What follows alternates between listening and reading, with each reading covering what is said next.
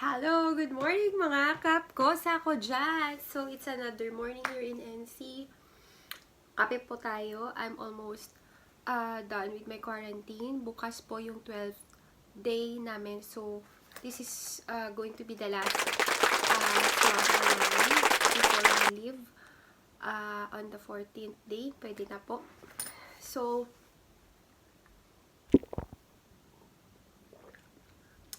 ayan. Before po, I shared with you how I traveled going here to NC. I am going to share with you also how I booked my flights papunta dito. So, during the pandemic. So, since I'm from Davao, I have to book a domestic flight from Davao to Manila and then another booking for my international flight. So, since guys, ako po ay naabutan ng lockdown last year, supposed to be na aalis ako for NC. That means meron na talaga akong ticket for my travel here to New Zealand, including my domestic flights also. So, nakota ko na po yung mga travel fund last year kasi I was able to book my flight domestic from Davao to Manila until up to the international flight nung time na yon. So, I was able to do the travel fund for all my tickets. And, sabi ko nga kasi magagamit ko naman siya talaga this year na okay na. Ayan, so I'm back muna kapuso and kapkosa ko dyan. So, nung time na para mag-book ako ng mga flights,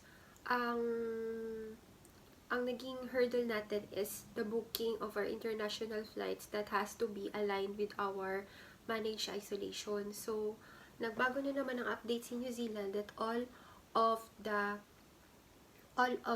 travelers going here to NC will have the managed isolation or the quarantine muna. So, in order for you to come here, you need to book a managed isolation facility. So, they have a website. You have to go to their website and log into that MIQ website. So, from there, you will be able to check what are the availability or the available slots for you, the date according to your flight na pupunta kayo dito. So, nung pumutok yung balita na yun, I was really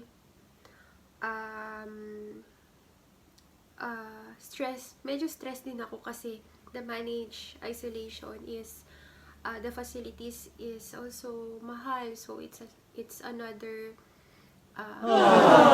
gastos na naman para sa amin na CAP students na supposed to be wala naman kaming plans na magkaroon ng additional na gastos for this, but since ito yung bago kasi nga nasa pandemic tayo, kailangan din naming sumunod. So, additional expenses na naman, guys. Okay lang. Sabi ko, basta makarating lang po ako dito ng NC. Kakayanin ko yung mga gastos. So, nung nalaman namin yun ng mga kagrupo ko, then we also knew about the news na nagkakaubusan na ng slots. So, from that time na nalaman namin na halos wala ng slots, we have to book ahead our MIQ facility para hindi kami maubusan kasi hindi ka naman din paaalisin ng Pinas kung wala kang MIQ voucher or yung reservation mo dito sa facility na may quarantine facility ka na pagdating mo ng NZ. So, I booked my MIQ as early as February kasi that time pa lang wala na halos slot. So, nung nag-try po ako on my first try, mahirap po talaga kasi you really have to do it all over again or to retry several times, many times po bago ka magkaroon ng slot na according sa date ng alis mo. Kasi for example, magbubook ako ng MIQ ko on April 3 kasi kailangan kong maging 1 month ahead sa schedule ko ng course which is May 3.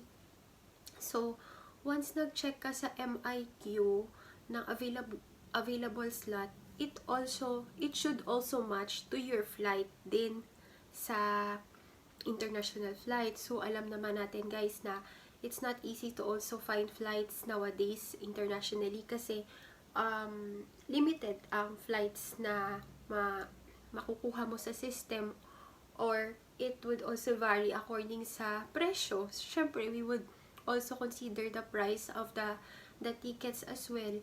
So, what I did is I opened two browser at the same time. I opened several airlines and the MIQ website in order for me to match my MIQ sa availability ng flights. So, ayun. Once I get the schedule, I check the flights, kung meron din available flights on that day. So, I really have to double time na mag-check ng flights and mag-check sa availability ng system sa MIQ kung kailan yung slot na pasok para makaalis din ako. So, ganung mga bagay guys, ang isa sa mga hurdles talaga namin ng cap na batch nung pandemic kasi additional expense ang MIQ facility.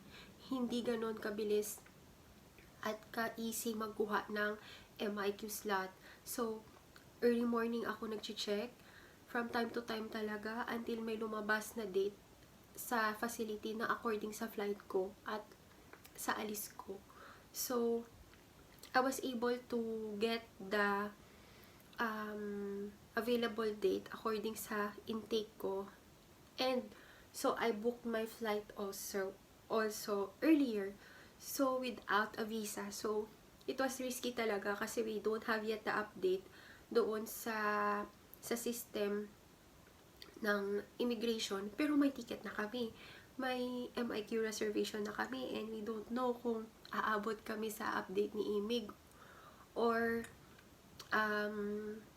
ma-approve ba yung visa namin, mga ganong bagay. But still, we have to really risk those things during that time kasi part of it is the requirement na magkaroon talaga kami ng MIQ or ng quarantine facility bago kami dumating ng NC. So, that was the first step ng booking ko going here to New Zealand.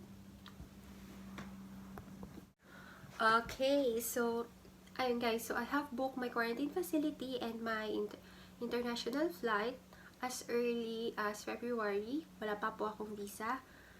Wala pang update sa immigration. So, nung time na dumating na yung update ni IMIG, okay na yung I'm safe with my international flight and my MIQ. Kasi once you book for the MIQ, you will only confirm that you are reserved once you have the ticket. So, for example, nag-book ako ng April 3 sa managed facility, isolation facility. Tapos, after that, within the next 48 hours, na kailangan mo siyang i-reserve ng ticket or dapat i-attach mo yung flight details mo doon. Then, saka lang siya magiging confirmed na reservation mo sa MIQ. If you are not able to book your flight within that specific hours, then makakancel yung reservation mo. So, i-reserve ka niya for that date initially, and then it will confirm your voucher after you have attached your flight details. So, ganun po siya. So, discarded din yung iba, nagbo-book ng reservation ng nagbo-book until finally they come up with the final flight. Kasi mahirap nga magkuha talaga ng slot. Nakaka-stress siya. Yung pag-click mo pa lang sa isang date, pupunta ka pa lang doon sa next na mag-proceed ka na for the next information, wala na naman siya. So, ay nako talaga. Nakaka-stress talaga yun. Maiyak ako doon kasi ang hirap. Pero anyway, na-survive. So, in short, nung nagkaroon na ako ng visa, I started to mag-adjust na, mag-process na mga papel-papel ko, update, mga lahat, ganyan.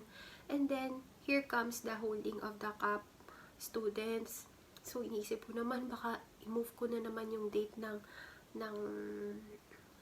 flight ko, tsaka MIQ voucher ko, kasi baka hindi pa kami pwede makalabas, mga ganun.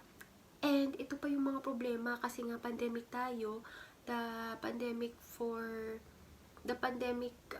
issues again started to go back, parang back to uno na naman during 2020 21 na year, kasi lumobo na naman yung mga COVID numbers sa mga different countries. I don't know kung yan ba yung main reason, pero dahil doon na-cancel, or rather, okay lang sa first. Katay po yung international flight na nakuha ko. I booked it online myself. So, nag-issue si Cathay Pacific ng una, nag-change lang ng time sa flight. Okay lang yun. Kasi the same date pa rin ako dadating ng NC. Pero, eventually, they started cancellation of flights. Ang daming balita sa GC nga. Ayun, nakakancel nga daw yung mga flights nila. So, I was worried that time. Pero, sabi ko, secure pa naman ako kasi hindi flight ko ang na-cancel. It was just the time na change nila on the same day. So, aabot ako sa facility on the same day pa rin sa reservation ko. Pero, eventually, they have made sudden changes na hindi ako aabot sa date ng reservation ko sa managed isolation. So, I was stress sa part na yun kasi mahal ang ticket, guys. Hindi siya regular price ng ticket talaga na makukuha mo kung hindi lang pandemic. So, alam mo yung all of a sudden, mag-change ka ng flight, tapos maglalabas ka na naman ng pera para mag-book ng another flight na hindi naman bumababa ang presyo ng mga tickets. Tumataas habang palapit yung flight mo. So, ang ginawa ko doon is, since nag-aantay pa ako ng update regarding sa resulta ng Zoom meeting regarding sa batch namin na April kung makakaalis kami, I kept my MIQ voucher, and then nung time na nag-email sa akin si Katay that they have canceled my flight for some reason, so what I did is I informed the MIQ that my flight was canceled. You will see the guidelines on how they can help you on that. Inquiries sa kanila, they are always replying sa mga email, so just update them from time to time. So I already updated them that I have my flight was canceled. I sent them the email regarding the information that it was really canceled, and at that I have to book another flight with another airline, and I will update them the flight details, and hopefully they can provide me the MIQ reservation according to my new flight details. So, nag-okay naman, guys, sila na ganun nga. So, ayun, from that time, hindi ko siya kinancel sa system yung first ko na reservation, and then nag-antay ako ng update sa GC about us kung makakaalis kami ng April na batch. Actually, guys, ako kasi yung first na may flight sa batch namin na April 1 talaga. So, ayun, April 1, tapos parang hindi talaga ako makakaalis ng April 1, plus na-cancel ang flight ko. So, ang ginawa ko na naman after that, I reserve another flight. This time, with a sales agent na sa ticket. Oo, ahente na sa ticketing. Kasi, ang hirap din mag-book ako online by myself. Tapos, hindi ko alam yung pasikot-sikot sa mga rebooking, mga ganun ba. So, I don't want to add more stressor sa mga iba ko pang iniisip besides that. So, yun din yung, may mga suggestion din sa group chat regarding sino yung mga pwedeng mapagbuka ng ticket as for them na nakatulong talaga. So, after na nagkaroon na ng update na okay na kami umalis, my next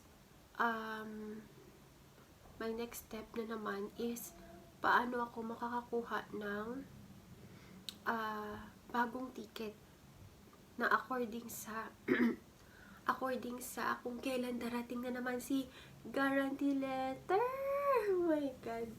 So, I was waiting for the guarantee letter to be delivered here sa Philippines. That time, nagre-reserve na po ako ng ticket ulit. So, my reservation for the ticket, nag-e-expire lang siya na nag-e-expire. I mean, it has to be within the next 48 hours from my sales agent. And then, puti na lang po talaga, I was blessed with all this.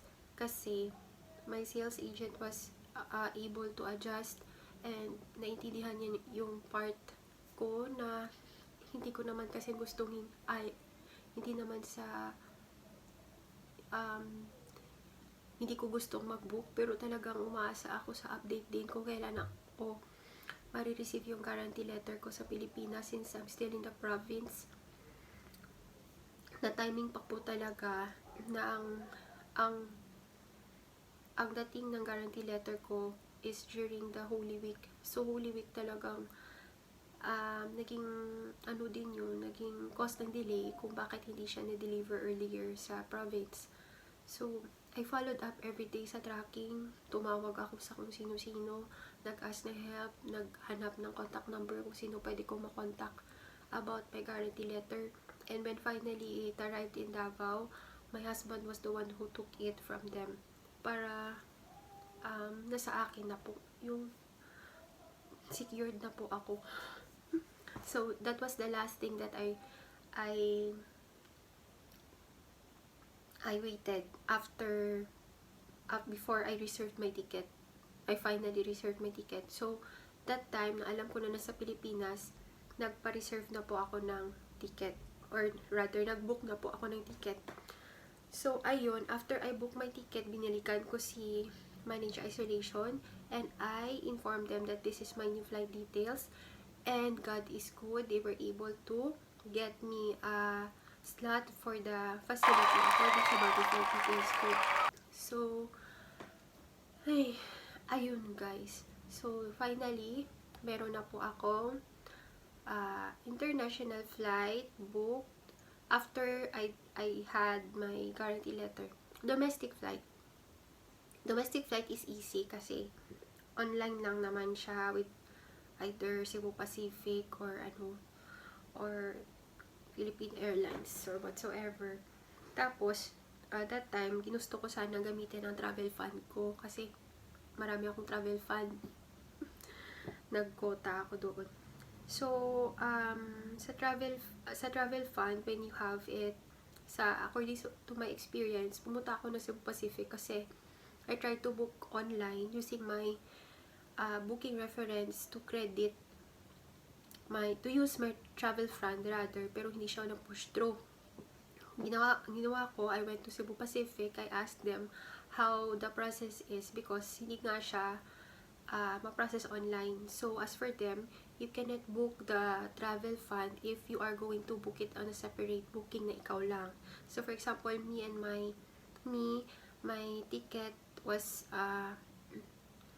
book under 3 names. Tatlo po kami ng family ko. So, ng husband and anak ko. Pero that time, ako na lang isang magta-travel to Manila kasi ayoko naman silang dalhin pa doon para lang ihatid ako. Kasi syempre nga, umiiwas din tayo sa COVID. So, ako lang. So, hindi nila pwedeng i-book yung ticket ko ng ako lang. Kung baga, gagamitin ko yung isang booking ko na travel fund ko. For example, amounting yun ng 11,000. Pero yung ticket that time is mura lang ang ticket, nasa 2,000 plus lang yung domestic ko.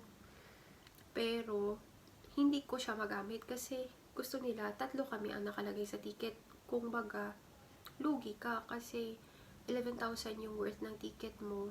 Tapos, gagamitin ko mag-isa, ang worth lang ng ticket ko is 2,000. Kung baga, good as booking for 3 pa rin siya kahit ikaw lang mag-isa. Hindi mo pwede siyang i-consume na, o sige, 2,000 lang ginamit ko ngayon for my ticket. May remaining balance pa ako ng 11,000. Ay, ilan? Sorry, 9,000. Gagamitin ulit yun ng husband and ng anak ko. Hindi pwede.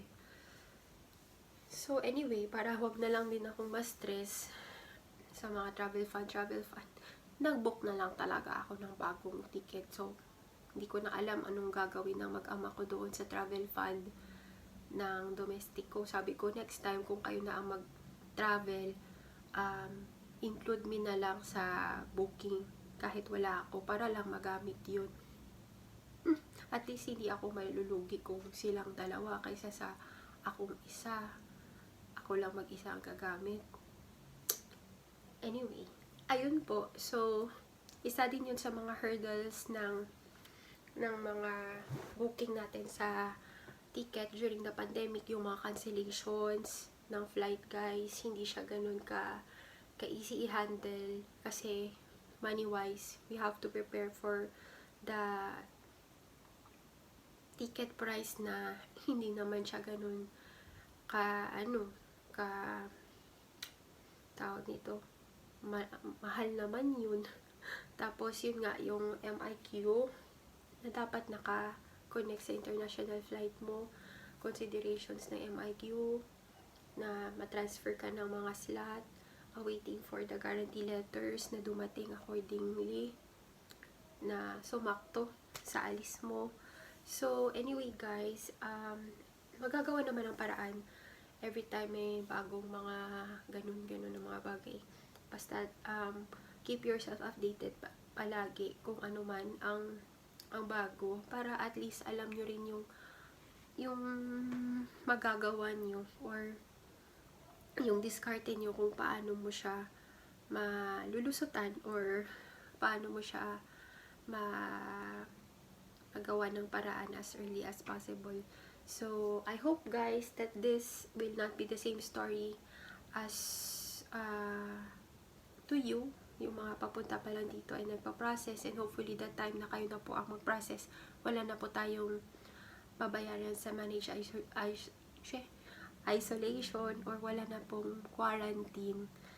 So, hopefully nakatulong ito sa inyo guys, and I hope that we'll see you here again in my vlog, and thank you sa pakikinig. And NC will be your place also soon. So, thank you so much for your time. Until the next vlog. Bye-bye.